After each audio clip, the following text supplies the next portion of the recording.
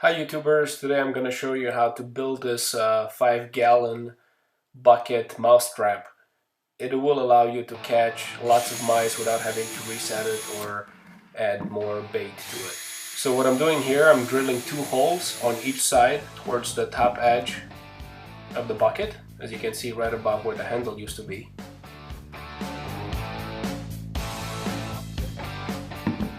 I'm going to cut the bottom side of a wire coat hanger.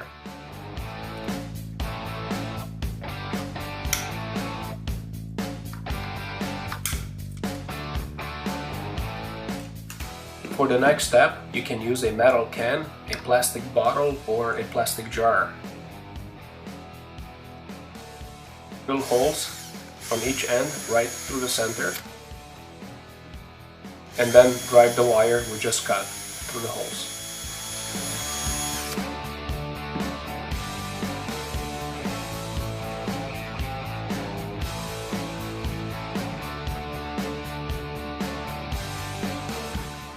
Drive the wire through the holes in the bucket that you've already made and bend the ends.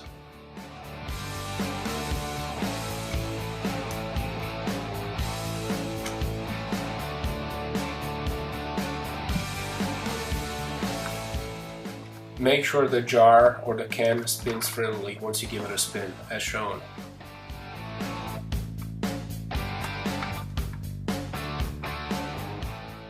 And you want to use peanut butter as bait. Just make sure you apply an even layer on the bottle or the jar such that it still rotates after the bait is applied.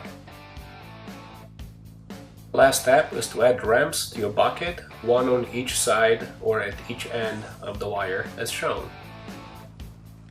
You have the option of adding some water to the bucket, but if you want to catch your mice alive and release them at a later time, you don't have to add the water. If you found this useful, don't forget to give thumbs up. We'll see you next time.